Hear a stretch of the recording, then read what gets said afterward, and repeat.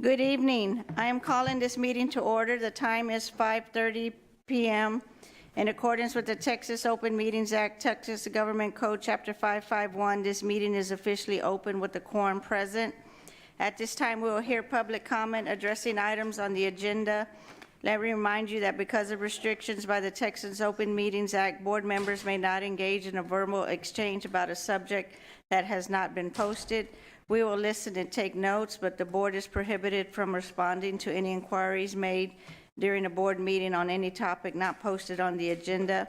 However, the board may reply with 1, a statement of specific factual information given in response to the inquiry, 2, recitation of existing policy in response to the inquiry, or 3, direct a person to visit with staff about the issue. No presentation may exceed 3 minutes unless the speaker has prior approval for additional time because of the use of a translator. Speakers who require the assistance of a translator are permitted double the allotted time of speakers who do not require the assistance of a translator. Speakers, when your name is called, approach the podium by going to the back of the room, down the stairs, and coming up the side wall on your right. As soon as the speaker begins speaking, the time clock will begin. Our first and only speaker is Trinace Dorsey Hollins.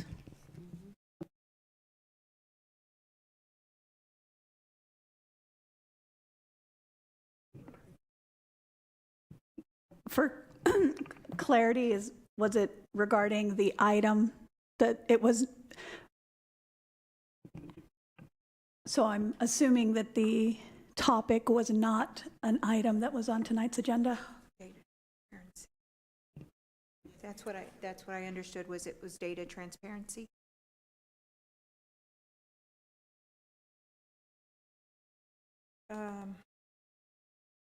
Yes, because when it's a special called meeting. Okay, we just wanted to make sure because your name was on the list, so we would, okay. Yes, ma'am, thank you for understanding. Okay. Next on the agenda, Trustee Dar. I would like to encourage Ms. Dorsey Hollins to bring this back at the end of the month to the meeting, if appropriate. So, thank you. Next on the agenda is presentations. 3A, the 2024-2025 budgets for the General Fund, Debt Service Fund, and Child Nutrition Services Fund. Dr. Ramsey. Thank you. Our CFO, Carmen Arieta Candelaria, is already at the podium, so I'll go ahead and turn it over to her at this time. Thank you. Good evening, President Rodriguez, Dr. Ramsey, members of the board, Carmen Arieta Candelaria, Chief Financial Officer for the district. I'm here to present the 2024 budget adoption for your consideration this evening.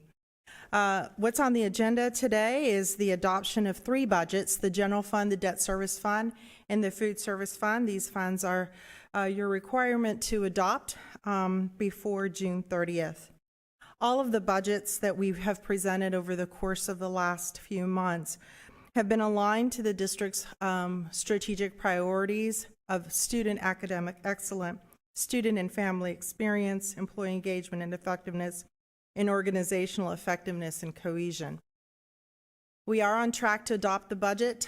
Today, we have published the public notice on May 31st in the newspaper for the public to be aware that this meeting was going to take place and that the action tonight was to adopt the budget.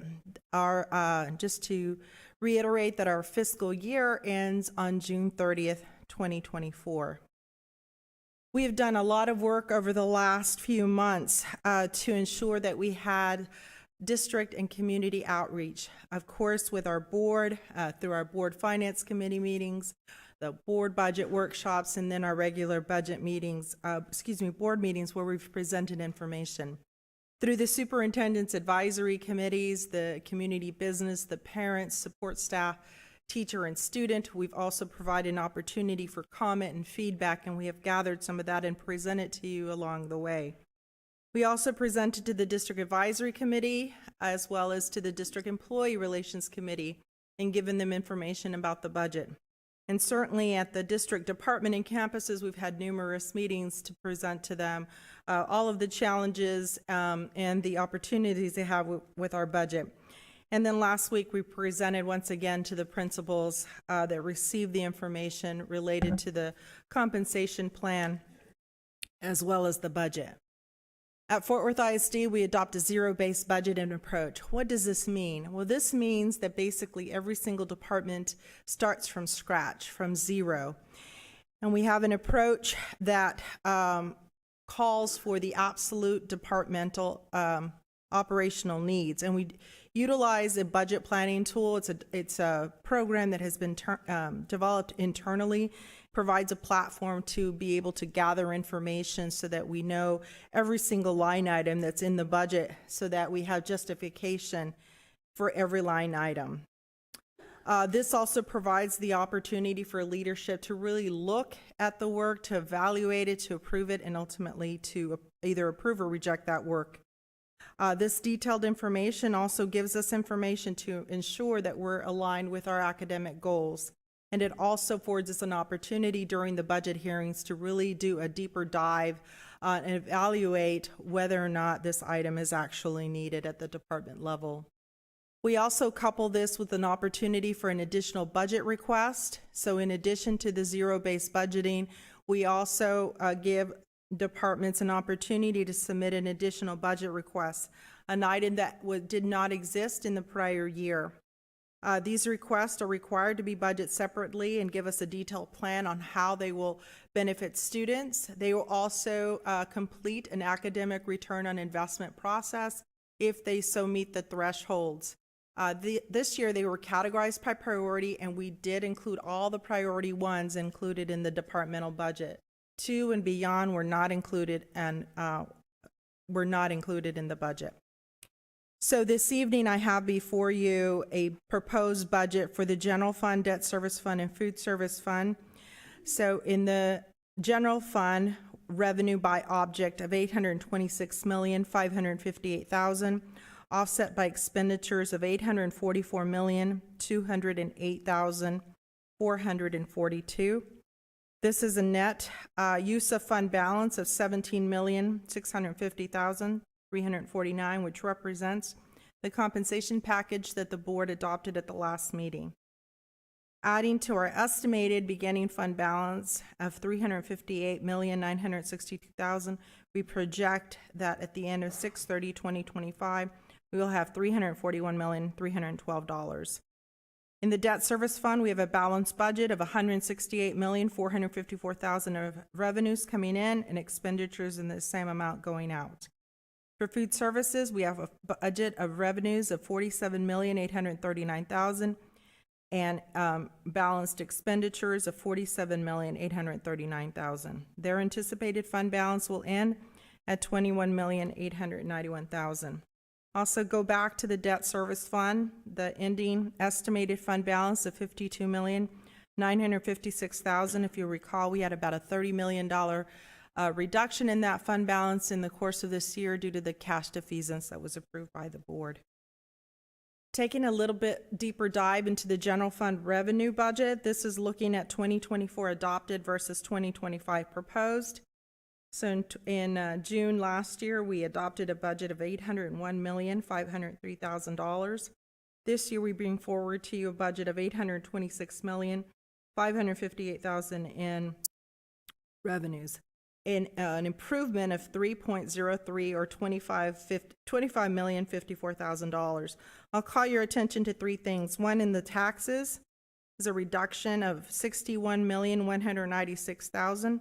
This was due to the shift in taxes versus state revenue due to the $100,000 homestead exemption, and also due now to the implementation of the increase in the property values that we've estimated. So a net increase there, net decrease there of $61.2 million. Our investment earnings, we've been reporting all along to the Board Finance Committee. The improvement in our investment earnings and continues to do performed very well. We estimated that we will generate another $5.9 million, bringing that budget up from 11.5 to 17.4. The other change that I'll call your attention, of course, is to the state revenues. So we have going from $192,532,000 to $274,743,000, or an uptick of $82.2 million.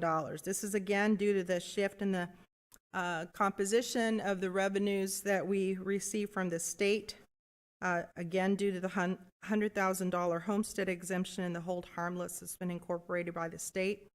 We also had a slight uptick in the ADA and the average daily attendance, plus special education, plus an increase in the teacher incentive allotment that we've incorporated into the budget.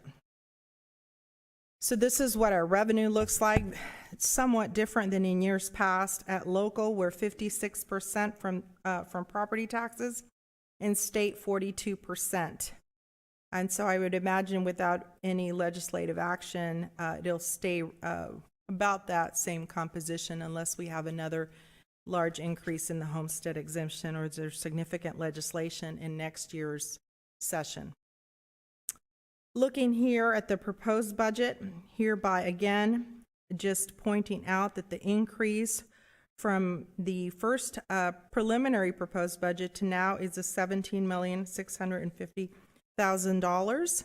So if you look at it by object, we're at 82% of payroll costs, 9% in professional contracted services, supplies and materials at 6%. I think the only thing that I wanted to talk about here is we continue to monitor the percentage in our payroll costs. We need to be about 80 to 85%, closer to the 80 than 85, but generally that's the rule of thumb. I would like it to be closer to 80, of course. But we need to continue to monitor that so that we don't get there's too much pressure with regards to our payroll costs. We need to be able to ensure that we have money to turn the lights on and provide supplies and materials to campuses. So we need to be very mindful of that number. Now looking across where we are with the general fund more specifically to give and to provide you more information. The actual where we ended the year last year was at an improvement of $50,442,000, leaving our fund balance at the end of $401,675,000. We started the budget year with a $45,322,000 deficit, and we revised the budget along the way to a deficit of $92,293,000, primarily due to the rollover of many of the purchase orders, primarily in technology and maintenance and operations. We've done an analysis and feel that we'll be around $42 million, a use of fund balance of $42,712,000, which will bring us down to that $358,962,000 that I mentioned. Again, the proposed budget is a use of fund balance of $17,650,000. So we had a request from the board at the last meeting to look at the differences between the original 23-24 budget and the preliminary 24-25 preliminary proposed budget to see what were the differences and how did we get to a balanced budget at that time. So we have made an attempt to try to provide you with information. Please keep in mind that because we have a zero-based budgeting approach, sometimes it is difficult because it literally is 0 in 1 year and 100% in the next year. And I do want to just chime in and thank Carmen and her department for this. They spent countless hours, more than a week's work, like stopping everything so that they could get this done. And it's been really hard work, long hours over the last 2 years to get us to a place where we're bringing a budget that's a lot healthier than even our school districts around us. And so I just want to say thank you, and thank you for bringing this additional transparency that has never been seen in Fort Worth before. So thank you. Thank you. Thank you so much, Dr. Ryan. Certainly, I want to thank my staff for assisting. We'll be better prepared next year. We know what the request is going to be, so we'll be better positioned as we go through the exercise to try to highlight those things along the way that are changes within our budget. So first, looking at Function 11, which is instruction. So this is a net decrease of $5 million. $615,000. I'm not going to go necessarily through each one of them because in this particular function, there were so many changes that occurred. But just highlighting a couple of things, the net increase of the 27 net positions, we had an increase, but an overall decrease in staffing. And how does that happen? Well, it happens because of the composition, as well as the reduction that we had in the budgeting of benefits costs. So we reduced, for example, 303 positions in Function 11. We identified 50 vacant provisional teachers that we were funding, but were no longer needed. We eliminated, there was some bus attendant vacant positions that were incorrectly classified in that function. We eliminated 38 TA positions due to staffing and eliminated 198 teaching positions due to staffing alignments. Conversely, we increased 330 positions because we created 85 new TA positions and 245 teaching positions, again due to staffing alignment and special education requests. And there was an increase in the teacher-student allotment. There was also some differences in the way that we budgeted. You'll see some of the changes, not only because of the program change in technology, but also the change in leadership and the focus there. So for example, while we reduced district-wide copier services previously in Function 11, that function transferred over to Function 53. So you'll see some other differences here and there, all to get us to this net decrease in this function of $5.6 million. In Function 12, which is Instructional Resources and Media, we had a net decrease of $1.7 million. $1.8 million was due to the closure of 30 positions there, both due to loss of enrollment and changes in staffing guidelines in the amount of $1.8 million. We also had, this was offset by a net increase in this function due to non-professional services in the communications department for various district-wide events and IT's budgeting of contracted services with Region 11. I would also call your attention as I go through on the positions. Some of these, again, were vacant. Some of them were not vacant due to the program changes and all of that. So those that identified as vacant are so, but some of them did have a combination of both filled and vacant. In Function 13, $3.9 million decrease. We decreased 22 positions there, both to program and departmental changes. That was $2.1 million. And we offset by decreases in district-wide contracted services that we didn't plan for in 24-25. We had some reductions in supplies and materials district-wide, as well as reductions in the visual and performing arts and educational technology departments of $953,000. And then we had reductions in travel across the board in multiple departments and for 24-25 as compared to 23-24. In Function 21, Instructional Administration, we had decrease of $1,360,000. There we had 10 positions, reduction due to department recommendations, special education, and learning and leading. We had an increase in professional development opportunities, training for various learning and leading. We had some decreased district-wide professional development costs that we had programmed in 23-24, but we didn't program in 24-25. And then we had some capital replacement costs there for a high school STEM trailer curriculum and a CTE data collection analysis program.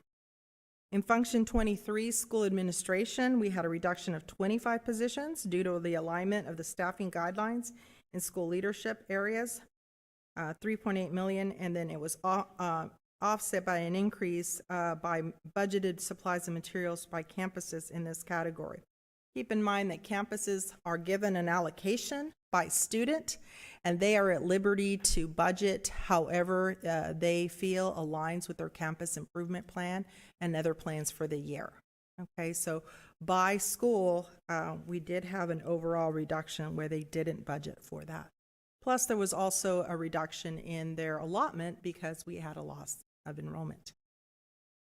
In Guidance and Counseling, we saw a reduction of net 61 positions there due to program changes, but we did have an offset and increases of special education related positions, $4 million there.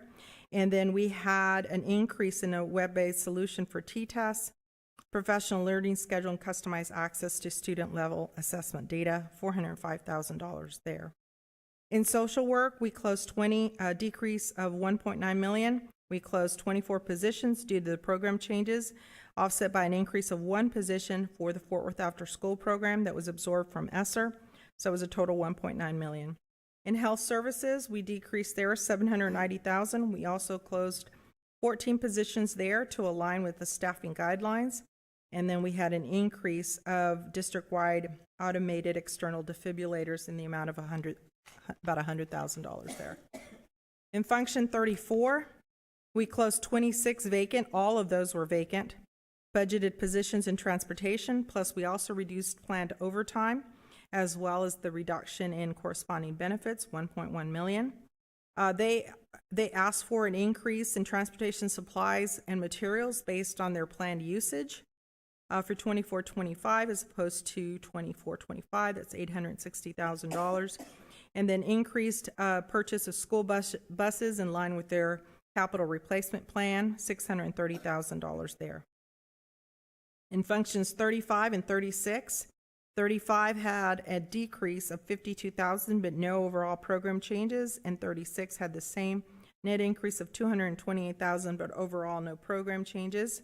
Just some changes within athletics internally, but no overall program changes that were identified. Function 41 had a net increase of $188,000. Overall, this function did not increase significantly, but there were a couple of things that stood out to me. One was the absorption of the teacher residency program from ESSER, $1,053,000, and we also had an increase of $333,000 for board election costs. So you'll see board services go up for this year. It's not because of more dollars allocated to board services, but because of the board election costs. Obviously, there was some corresponding drops in this particular function for general administration to cover these items. All right, 51 was a very, very extensive review, $6,730,000 increase. We did have quite a number of changes in here, but we also funded some projects that needed to be done. So first and foremost, we reduced the custodial overtime, plus we also added custodial positions under a new structure recommended by operations, net reduction of $534,000 overall, even with the addition of those custodial positions. We had gas line inspections that were critical in priority 1, $606,000. The uniforms for custodial and maintenance departments to increase safety and visibility on the campuses, $246,000. And another additional budget request for water heater preventive maintenance, $110,000.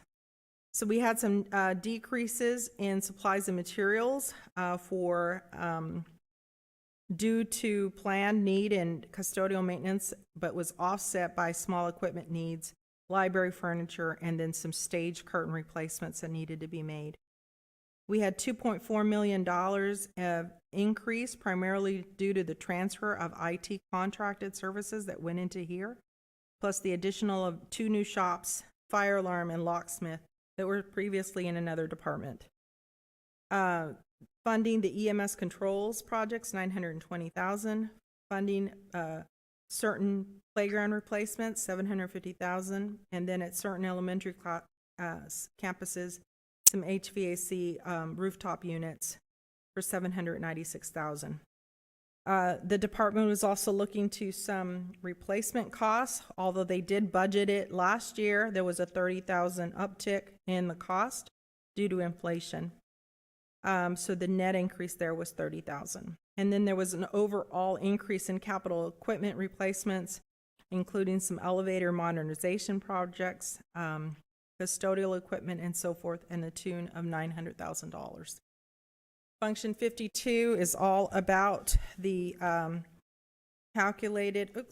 it's all about the increase in the school resource officer's contract with Fort Worth Police Department, Benbrook. That was $1,773,000 of the $1,930,000 increase in security and monitoring. Function 53, data processing services. This had a net decrease of $5.1 million.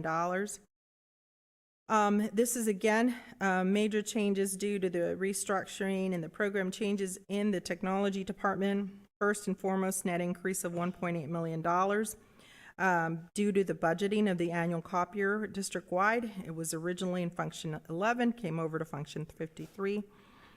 Increase in travel as due to the realignment of the staff and the required training that the department felt was needed in order to uplift their staff and their training certification, $224,000.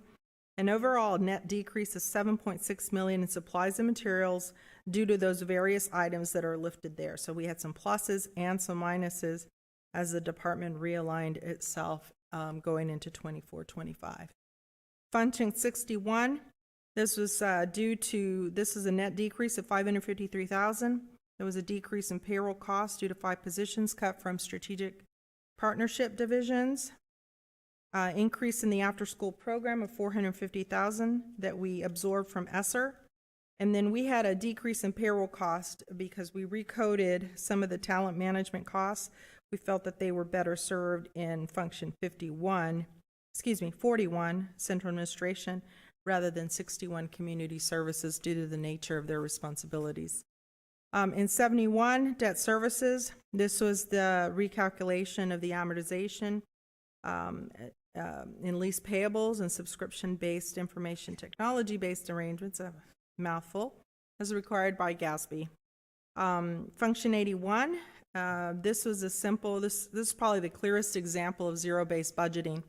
So in Function 81, we had last year, 23-24, we had $1.5 million allocated in roof replacements. In 24, we have $900,000 for infrastructure for the electric buses and $230,000 for the critical fire alarm replacements. In 91, this is the recapture. It's called the Contracted Instructional Services for Public Schools. We had a net decrease of $267,000. In Function 95, these are the payments to JJAEP, net decrease of $9,000. And then the other governmental charges of net decrease of $248,000. This is based on the estimated appraisal fees, reduced by the offset generated from the recently approved tax delinquent collection contract. Lots of changes in the general fund, but certainly a good exercise for us to go and certainly to create more visibility to the board and to the public to make sure that they understood what was going into their budget. We also publish a raw data spreadsheet on the district's website for anyone to go in and look line item by line item of what was actually budgeted. So it's very helpful. We try to be as transparent as possible to ensure our public understands what goes into our budget.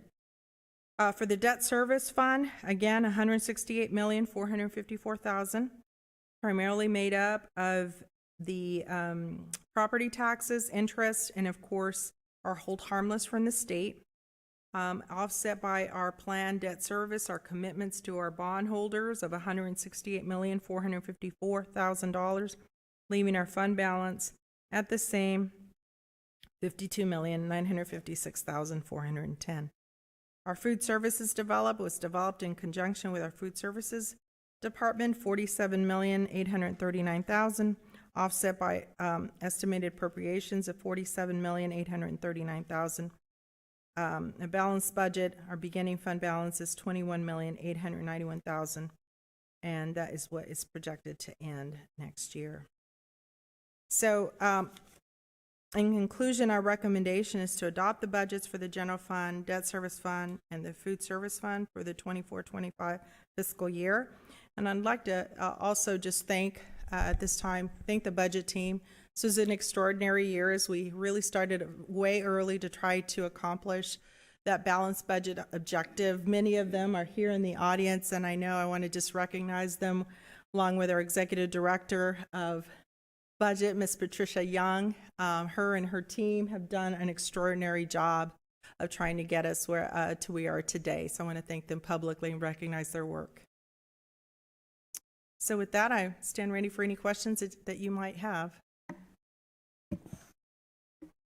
Trustee Jackson? Thank you, President Rodriguez. Thank you. That helps us, but it also helps the public. And with the questions, I don't know what the other 8 of us get, but I know the questions that I receive, and now I have answers, and I don't have to send them to you. So thank you. Always welcome. I do have a couple of questions. The debt service is a little bit higher. As you mentioned, is there a way we can drop that INS tax rate? So what we do is we have a plan model that really was developed to help us stay within 29.2. So originally when the 2021 bond program was adopted, we adopted under certain parameters, and we were guided by the principle of staying within 29.2. Last year we dropped 2 cents because of the hold harmless and because our projections that we had within our model. So the model assumes certain assumptions such as growth and assessed valuation, interest rate, how much we are able to issue and when. And so our goal is still to try to stay under that 29.2. In this particular year, we issued the debt in accordance with the model. And so I think when I brought forward the presentation, given the increase in property values, we're about 27.55 this coming year. And so that's where we won't know until July 25th when we get our certified values. So the budget is what is required for us to meet our debt obligations, is the $168 million. And that's what I base the budget on, both on the revenue and the expenditure side. Very good, thank you. And then the food service balance is a little bit high. I know we have to spend that down, USDA rules, TDA rules. Could you just explain how we're going to spend that down so that the public understands that? So what we do on an annual basis, I don't necessarily have the answer to specific, but what we do on an annual basis is we work with the food services team to evaluate what are the things that we can spend. There are some guidelines that TDA provides, Texas Department of Agriculture, that provides when we have what's called excess fund balance. So that's what this is here. We'll have some excess fund balance. We'll submit a plan to them and ask them for permission to be able to spend it down.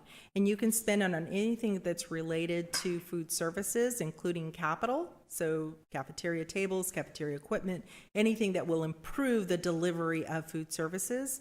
So we will definitely come back with a plan, and I can present it during one of the Board Finance Committee meetings, as well as included in the communique for you all to review. Thank you. Of course. And that's helpful to us instead of having a betterment project or something else.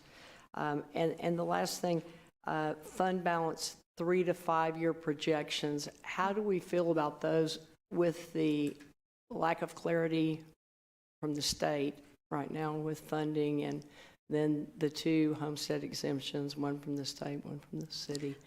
How do you feel about projections on the fund balance? Because I know that $17 million hurts you to take out, but we also want to give raises to our employees. We know we have to sustain that. So that's kind of the reason for my question, and just be interested in your opinion and what we need to do as a board.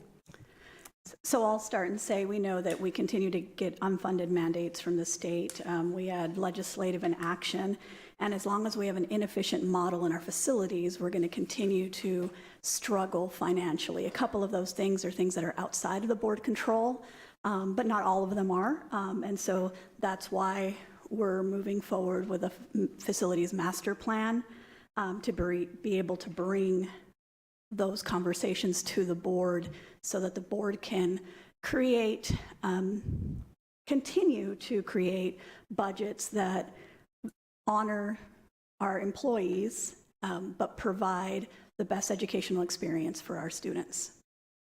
Thank you, Dr. Ramsey. And I think Dr. Ramsey has also challenged us to come up with a 3 to 5 year plan, which has always been our goal. I know that Ms. Young can certainly speak to the direction that I've given her based on that direction from Dr. Ramsey. We do need to develop a 3 to 5 year strategy, and I think one of the first goals that we had was to get to a balanced budget. And so I think that was something that was key to laying that foundation. And then the next piece that we have, of course, is the capital plan and the enrollment recalculations that we have that we will utilize into our model. But absolutely, we need to be able to position the district in such a way that we're ready to be able to sustain any hits that we might take at the legislature, because some of those things do come with caveats. For example, if we do get additional revenue, there may be a caveat that a portion of it has to be used for salaries, which we've already given, and may not count for against that requirement. So I believe last year was 30% or 75% of that 30. I don't really remember what the percentage was, but sometimes those additional revenues do come with caveats that we have to honor, and so we have to be really mindful of that as well. And again, going back to that payroll cost that I talked about, having that key assumption of trying to stay under 80% or around 80%, those are all the assumptions that go into building a longer term budget so that you have some sustainability. Thank you, and I want to thank you again. I know this was a lot of work, and traditionally I've never asked for anything like this, but I've also been encouraged that people are asking questions, and we all believe in public education. Right. So when we can speak positively, it's important for us to do so. So thank you, and thank you to the team, and thank you, Dr. Ramsey. Thank you. Trustee Dar. Thank you, President Rodriguez. And thank you to you and to your team for this very detailed, thorough, transparent report. I appreciate that. Yes. One question. Do we know, since Fort Worth has been identified as a property-rich district or area, do we know what the recapture will be at this point, that the money we will be sending back to the state? So yes, we do have it, and it is budgeted in its own function for this year. So it is $8,154,000 is what we've budgeted for 24-25. And what's the function number on that? I'm sorry if I missed it. No. Function 91. 91. Thank you. That's all. Trustee Lynch. Yes, thank you so much. I appreciate everybody's hard work in putting this together. I know it takes a ton of work to do it. I guess one of the questions I have, you mentioned some recommendations around payroll. Are there recommendations around cost per student as it relates to budgets? So traditionally, no. We do monitor those. We don't have specific recommendations as far as what our targets would be, but we do look at two things. One, we look at peer districts to see what they're spending. And then we also look at, on the higher end, where we're spending more per student. Obviously, the alternative schools, for example, those are going to be more costly. There's more programs. So specialized needs, those are going to be more expensive. So we do look at that, and we do try to track it. But we don't specifically have a target because there are, for example, you could have more experienced teachers at one school versus the other, which would drive the cost of one versus the other. But we do analyze it, and if something looks out of whack, we will look at it. Maybe there's a coding error, or somebody hasn't been transferred appropriately, or so forth. So we do look at that. Okay, thank you. And of course. Dr. Ramsey, the other question I have is, the budget should be driven, how do we improve student outcomes? And so as we're ending the year, going into next year, can you kind of talk to us from a strategy standpoint, how we look at year-end data, and if we need to pivot on budgets, what does that look like for us? Absolutely. So we don't wait until the end of the year to look at data. We're looking at data continuously and making course corrections as necessary. There are times, and these are some extraordinary times, where we do have to make concessions. We have very small campuses, so we know that some campuses are more costly than others. That's a concession we make. So it's not always a perfect utopia. I don't think any school district is, or any campus is, but we actually feel really confident we'll be providing information. As we know, STAR will be public on Friday at the regularly scheduled board meeting. We'll be providing data on all of our assessments, and I feel very confident in what we have, that we're going in the right direction, that while we're not where we want to be, the processes we've put in place, the organization we've put in place, and the supports we're providing our schools using that school performance framework is working. Awesome, thank you. Trustee Luébanos? Thank you, President Rodriguez.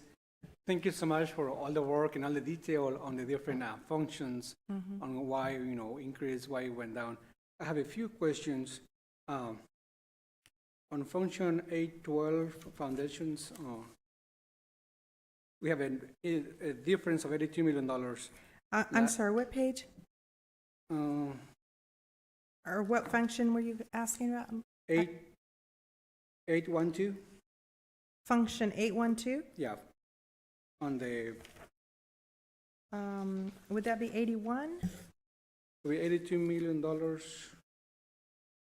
5812, I'm sorry, my printer cut out. Line, It's the object code. What is the object code? 5812. Oh, yes, sir, on the revenue page. So how do we came up with that number? Do we have student projections? Is that comes based on ADA from the state? Yes, So is that based on how many students we project to have next year?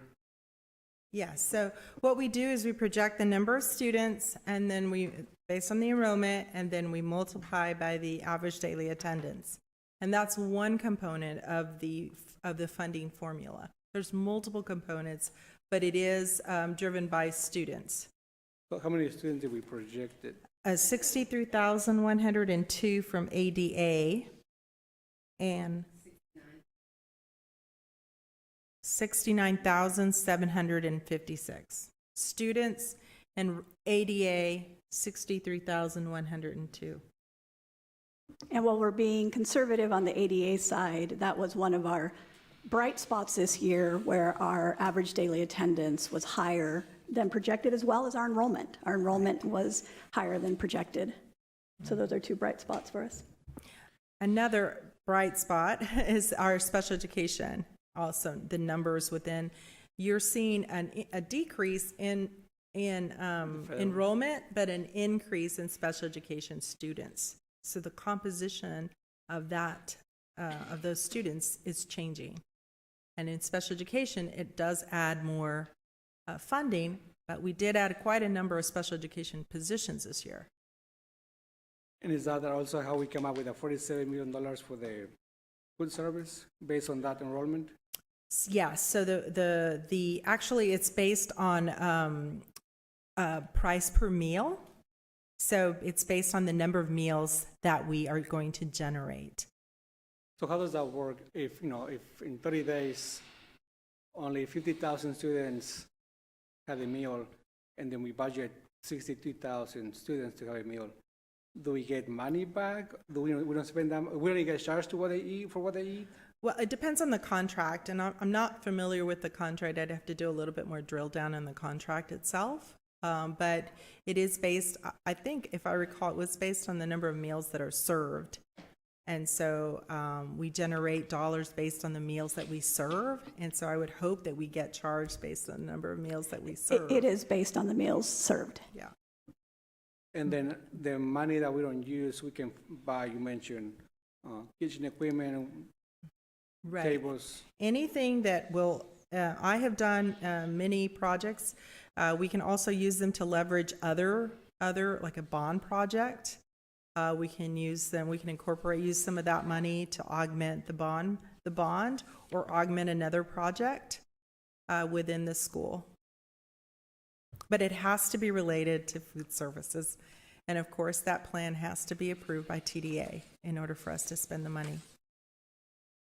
Thank you. And then on function 11, I believe. Okay.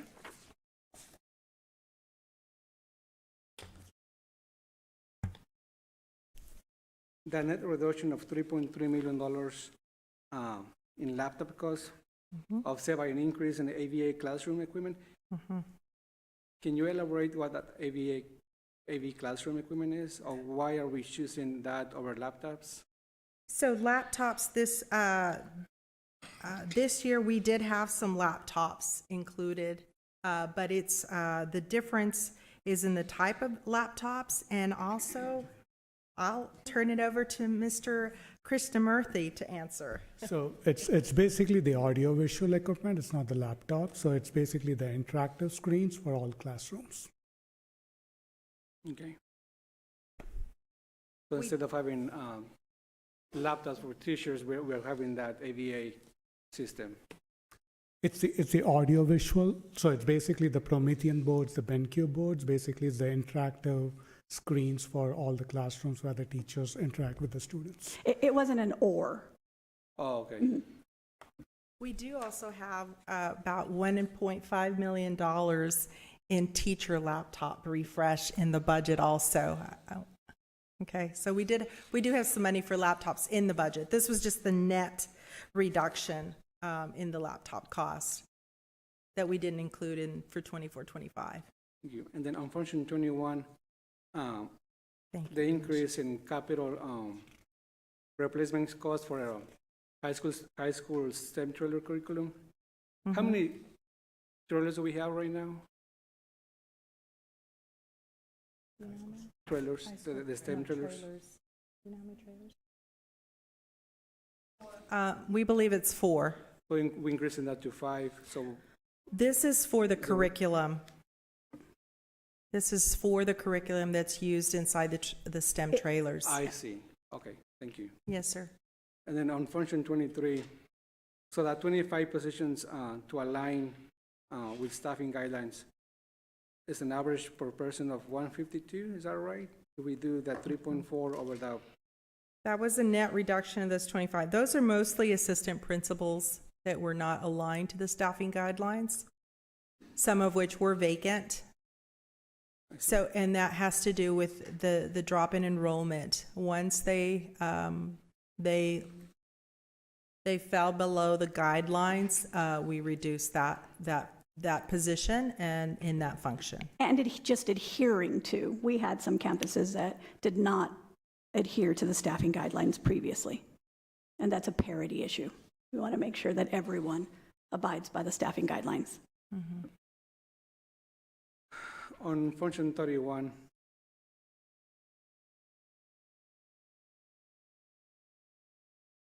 so we have projected 63,000 or 69,000 students, and we are reducing 61 positions. What was our projection last year? Do you What know? was the what? Our projection for students last year, so we're reducing 61 positions on function 31. I just want to make sure that we don't reduce more students than what we are projected to lose. Reduce the staffing by more than what we projected to lose. So when we're making these decisions and bringing a budget, we're always very conservative in that to ensure, just in case there aren't any changes, we will be very close to the projections. Thank you.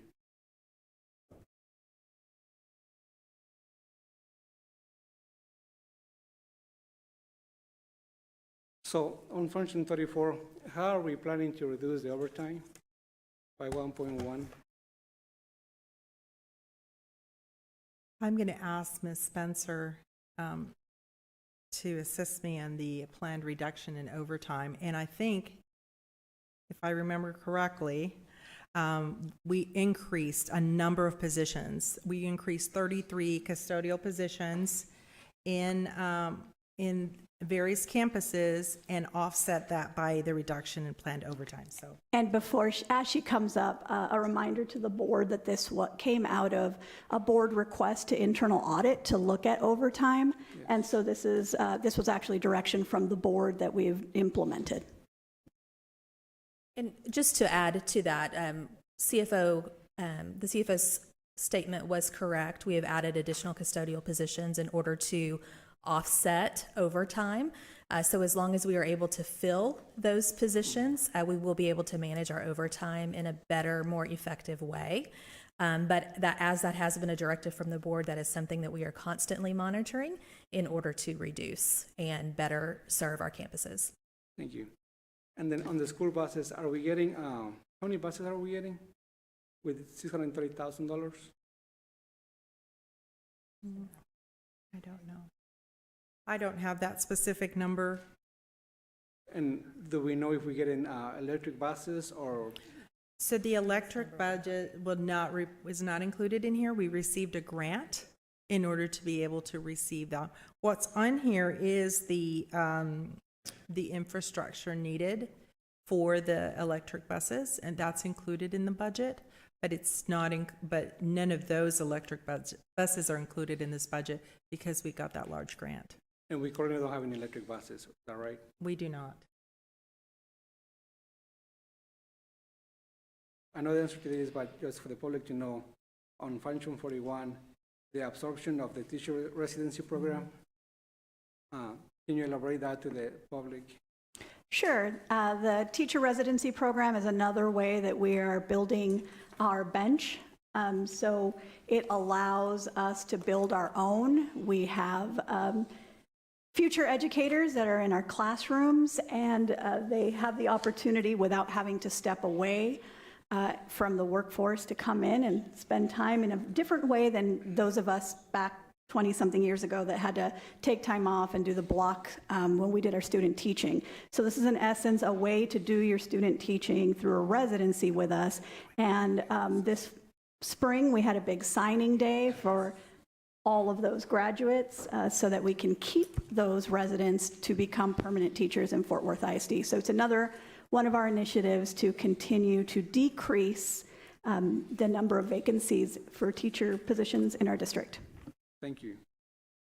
The last question, function 99, a net decrease of $248,000. Can you elaborate on, because I see the... Function Of same- 99? yes. Okay. Yes, this is a net decrease of $248,000. And what we did here is this is based on our estimated appraisal fees that we get, the budget, that whatever proportionate share that we get from the budget from Tarrant County Appraisal District, we are required to pay, as you know. And then we had a $225,000 offset that is going to be generated from that delinquent tax collection contract that we were able to negotiate. So they will pay that to $225,000 They will pay it to to us the TAD.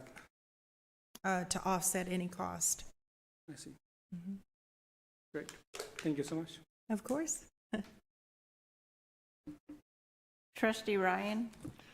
Yes, ma'am, thank you. On page 13, I've got revised general fund for 23-24. It says we have a ending fund balance of $309 million, but then I projected, in the next column, projected general fund, the fund balance of $358.9. So I'm trying to figure out where that other $49+ million came in, what? Sure. So basically, it's just savings from various items, salary savings, services that were not expended in the current year that came in under, things that were not delivered on time and we're not going to pay for, initiatives that weren't necessarily done. So just based on our projections, that's what we think we're going to end up the year. Last year, we ended up with a surplus of $50,442,000. So we've been monitoring it. We use our February numbers and then move forward through March and now April that we've accumulated. And we're estimating that we think we'll be at $42 million negative. And so we'll end the year, instead of $309 million, we'll end the year with $358,000. That's if everything falls out correctly. Well, I have one other question. Back in May when we were going over salaries, we talked, the presentation said that 1% would be $5.85 million. And so we went 2%, and so that's 11.7. And then we were also going to pay the insurance for everybody increase, which what I had was 6,400 people at $46. So that's basically $3.5 million. So I'm looking at 15.2, but we've got 17.7 here. What did I miss in there that we had another $2 million in salaries? So the 17 million was all in. So some of the entitlements may not be able to absorb an increase, and so we have to do that assessment. as to whether or not they'll be able to absorb it. So if we don't spend that 17, it falls to the bottom line.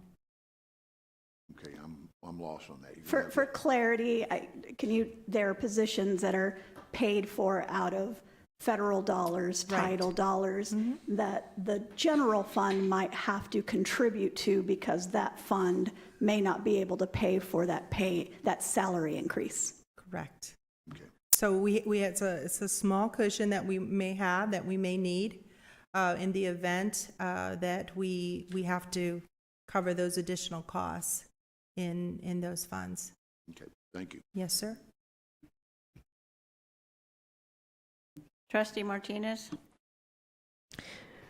Thank you for all of your work in putting this budget together. I know it's a difficult, challenging task sometimes. I want to make one comment about the, just because there was discussion around the AV classroom equipment. I'm glad to see that increase, as I know that those campuses are in dire need of that technology. I've visited campuses at the end of the school year, and I saw that when I participated in career days, that they really need that technology. So thank you. On function 21 under instructional administration on page 17, I see the decrease in district-wide professional development costs. What impact does this have on teaching and learning? Are we at what level, or are we having to reduce the level that we provide to PD, and what impact does that have in the classroom? Great question. So in that particular case with the district-wide, we held this amount of money due to the last year's program change and restructuring. And so in this particular case, those are centralized costs and not used significantly. I think we had some professional development, but overall, we did not budget it for 24-25, and so we just let that budget go and not budget any district-wide professional development. And a reminder about the flex days, the change in the calendar. We were expending a lot of extra dollars during flex in the summer, and then having to do it again during the school year, and so you'll see that reflected in there as well. Okay. Thank you. And then on the function 91, when we talk about the recapture, can you remind us, how is it that how do we decrease the recapture level? Like, what does that entail? What does that involve? A great question. So I'm glad you asked, because it is the one thing that we can do is to increase students.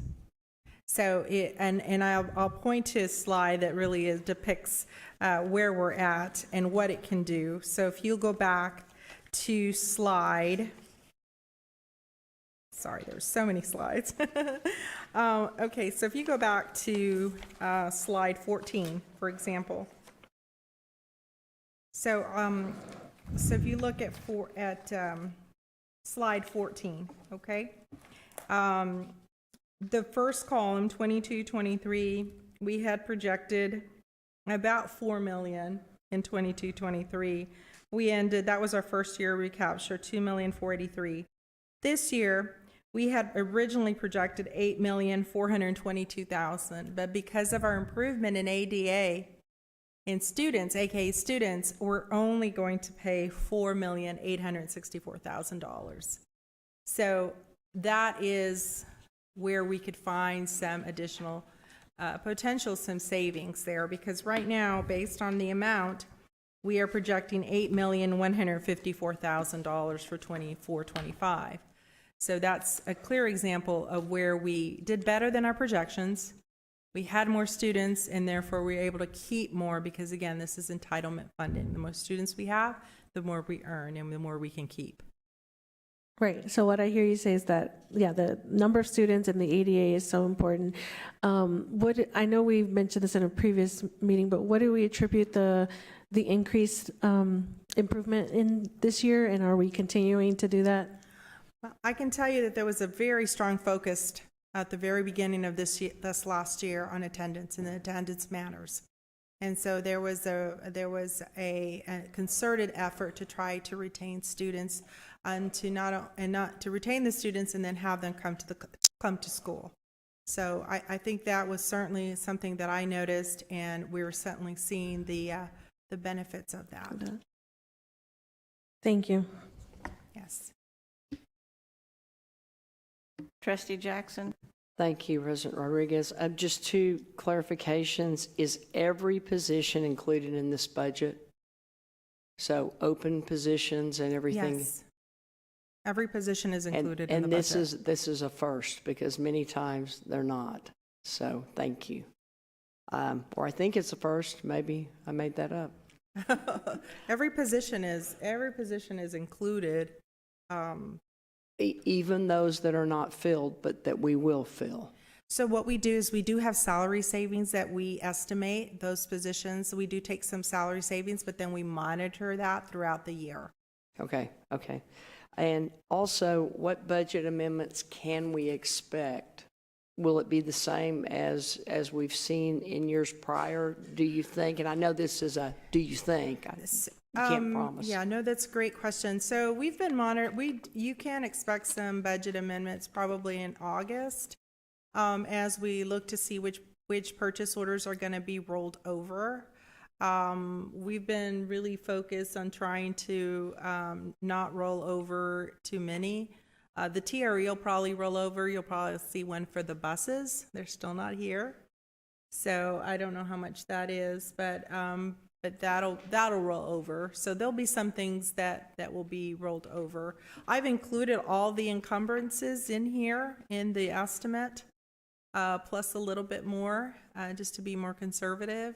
But you should see some budget amendments come through in August. And the unanticipated ones that will come with the legislative cycle. Right. Exactly. Thank you all so much. Yes, and any emergencies or any weather impacted, any critical projects that we might consider a one-time use out of fund balance that we can bring forward and recommend. Keep in mind also that this budget is flexible. It is something that, we bring a budget amendment nearly every every board meeting, both internal and within functions, and also to increase or decrease the budget. We brought some increases and we brought some decreases as well as our numbers change, as they should. And it also, I think, is an indication that we're also continuously monitoring our budget. That was a practice that was not done prior. But we review the budget every single month, and we review it with those of you that are on the Board Finance Committee meeting. We review monthly financials every month. We also post them on the website every single month. Our financials are actually posted on our website for the public to review as well. Thank you so much. Thank you, and thank you for all y'all's hard work. And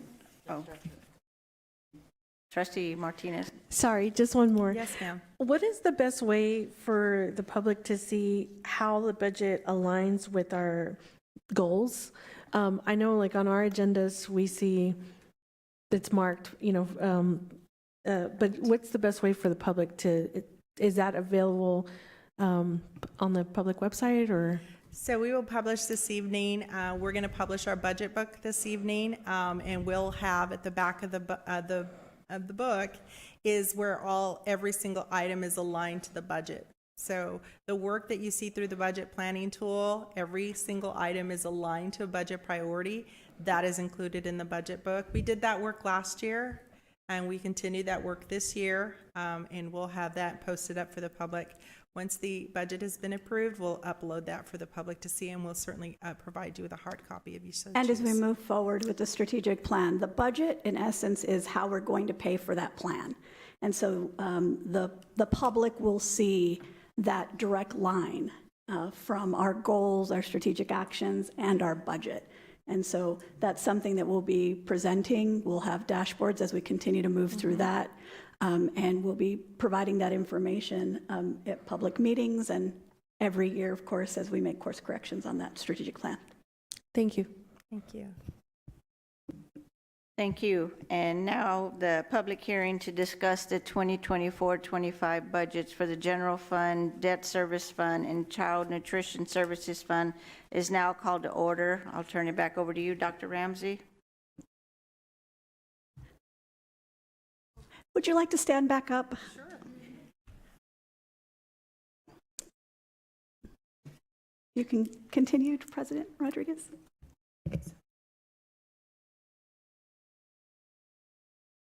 No. We have no one signed up to speak on the comment section, so we close the hearing. Thank you, and the public hearing is now closed. Okay, thank you.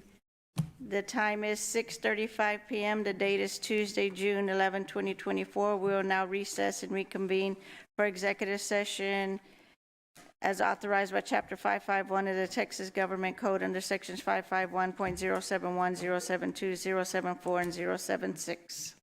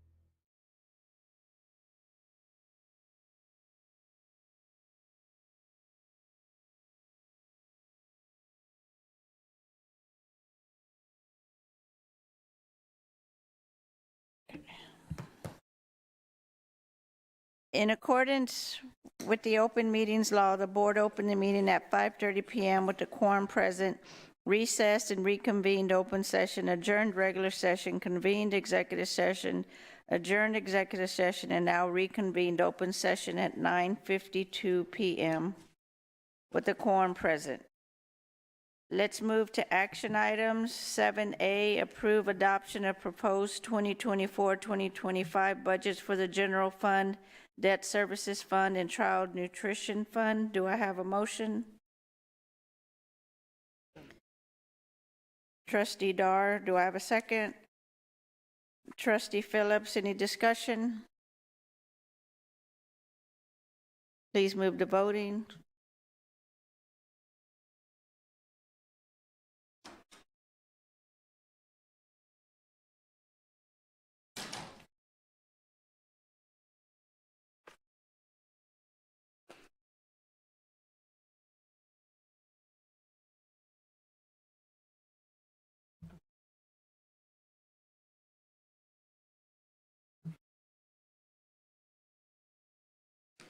Motion carries 8-1. The time is 9:53 PM and the meeting is adjourned.